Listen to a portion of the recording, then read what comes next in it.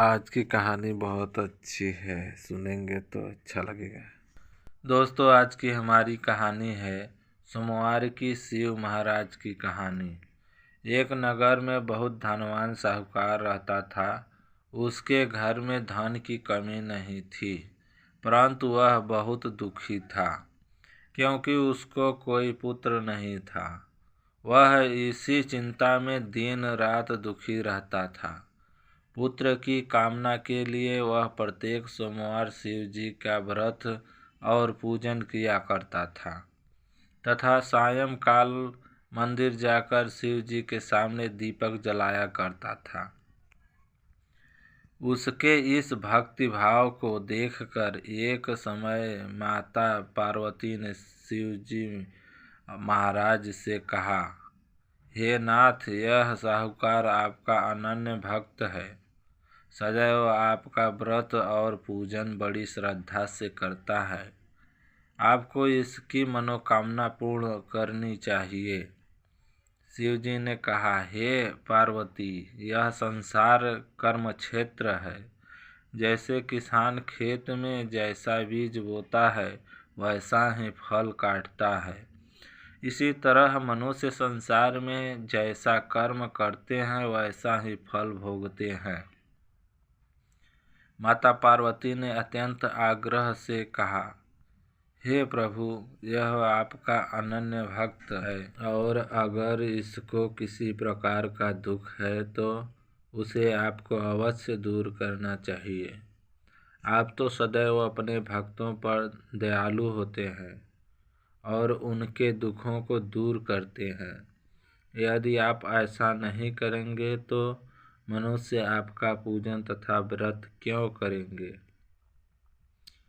माता पार्वती का ऐसा अनुग्रह देख शिव जी कहने लगे, हे पार्वती, इसके कोई पुत्र नहीं है। इसी चिंता में यह अति दुखी रहता है। इसके भाग्य में पुत्र न होने पर भी मैं इसको पुत्र की प्राप्ति कर देता हूँ, परंतु वह पुत्र केवल 12 वर्ष तक जीवित रहेगा। इसके पश्चात वह मृत्यु को प्राप्त हो जाएगा। इससे अधिक मैं इसके लिए नहीं कर सकता। माता पार्वती और भगवान शिव का यह वार्तालाप साहूकार सुन रहा था। इससे साहूकार को न तो प्रसन्नता हुई और न ही दुख हुआ। वह पूर्व की तरह शिव जी का व्रत और पूजन करता रहा। कुछ समय बाद साहूकार की स्त्री गर्भवती हुई और 10वें महीने में उसके गर्भ से अति सुंदर पुत्र हुआ। साहूकार के घर में बहुत खुशी मनाई गई, परंतु साहूकार तो यह जानता था कि उसकी केवल 12 वर्ष की आयु है, इसलिए उसने अधिक प्रसन्नता प्रकट नहीं की और न ही किसी को यह भेद बताया। जब वह बालक 11 वर्ष का हो गया तो बालक की माता ने उसके पिता से उसका विवाह करने के लिए कहा। साहूकार ने कहा, अभी मैं इसका विवाह नहीं करूँगा। मैं अपने पुत्र को काशी पढ़ने के लिए भेजूँगा। साहूकार ने बालक के मामा को बुलवाकर उसको बहुत सा धन देकर कहा, तुम इस बालक को काशी पढ़ने के लिए ले जाओ और रास्ते में जिस स्थान पर जाओ यज्ञ तथा ब्राह्मण को भोजन कराते व दक्षिणा देते जाना। दोनों मामा भांजे यज्ञ कराते और ब्राह्मणों को भोजन कराते तथा दक्षिणा देते काशी की ओर चल पड़े। रास्ते में उनको एक शहर पड़ा। उस शहर के राजा की कन्या का विवाह था, परंतु जो राजकुमार विवाह करने के लिए आया था वह एक आँख से अंधा था। उसके पिता को इस बात की बड़ी चिंता थी कि कहीं राजकुमार को देखकर राजकुमारी तथा उसके माता पिता विवाह में किसी प्रकार की अड़चन पैदा ना कर दें।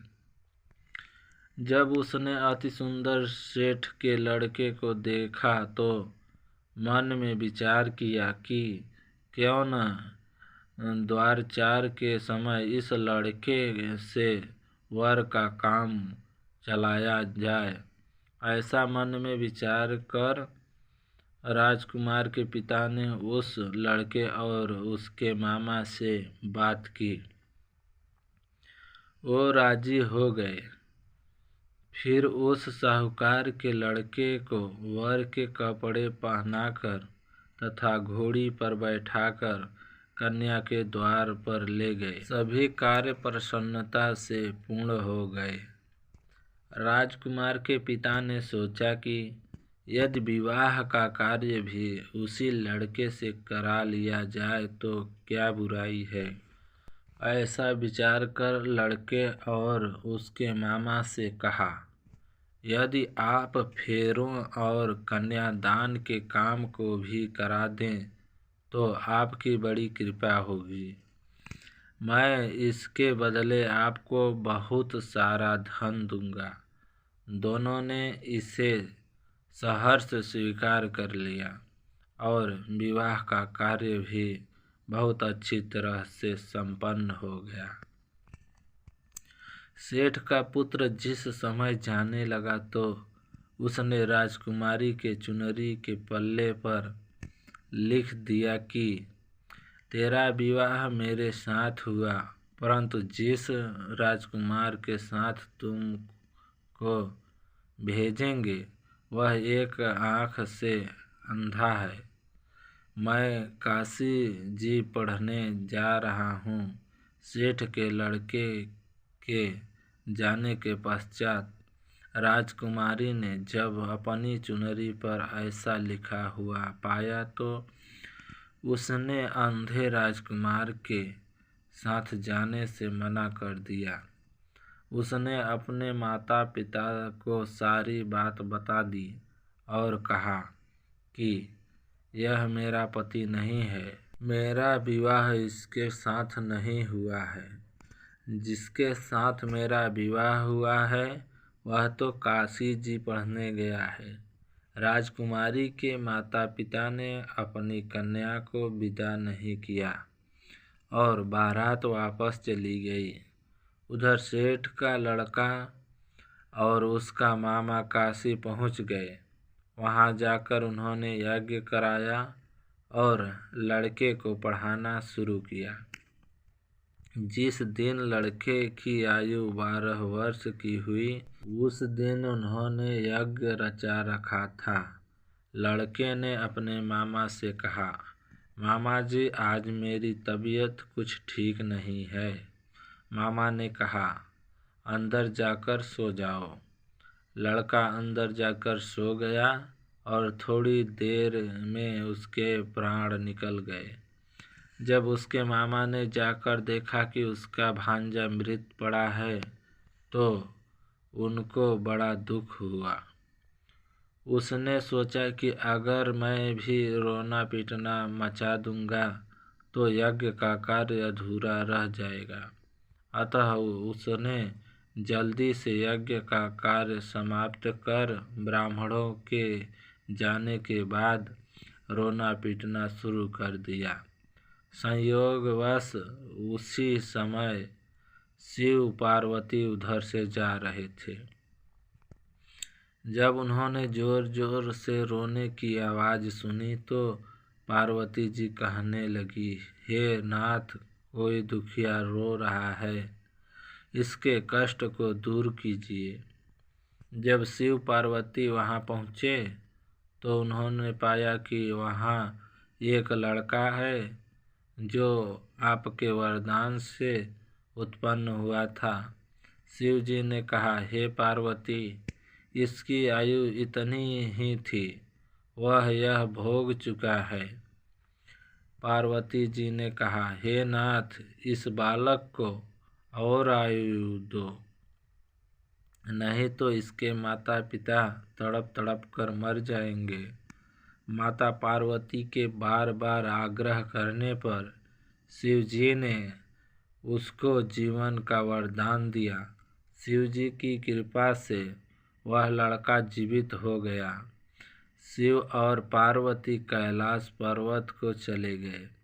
शिक्षा पूर्ण होने पर वह लड़का और उसके मामा उसी प्रकार यज्ञ कराते, ब्राह्मणों को भोजन कराते तथा दक्षिणा देते अपने घर की ओर चल पड़े। रास्ते में उसी शहर में आए जहाँ उस लड़के का वहाँ की राजकुमारी से विवाह हुआ था। वहाँ जाकर उन्होंने यज्ञ प्रारंभ किया। उस लड़के के ससुर वहाँ के राजा ने उसको पहचान लिया और महल में ले जाकर उसकी बहुत भगत से दास और दासियों सहित आदर पूर्वक अपनी राजकुमारी और जमाई को विदा किया। वहाँ से विदा होकर सेठ का लड़का अपने मामा व पत्नी सहित उसी तरह यज्ञ कराते हुए, ब्राह्मणों को भोज कराते हुए, दक्षिणा देते हुए अपने घर की ओर गए। घर जाकर लड़के ने अपने माता पिता को सारी बात बताई। इससे वे बहुत प्रसन्न हुए। हे शिव पार्वती, जैसे आपने सेठ व उसके परिवार को दिया है वैसा सभी को देना। सोमवार व्रत कथा कहने सुनने वाले को हमेशा खुश रखना। फ्रेंड, आज की कहानी अच्छी लगी हो तो लाइक करें और अच्छी न लगी हो तो कमेंट करके बताएं।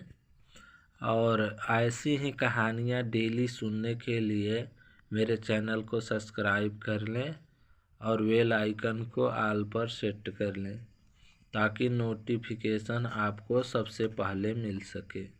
धन्यवाद।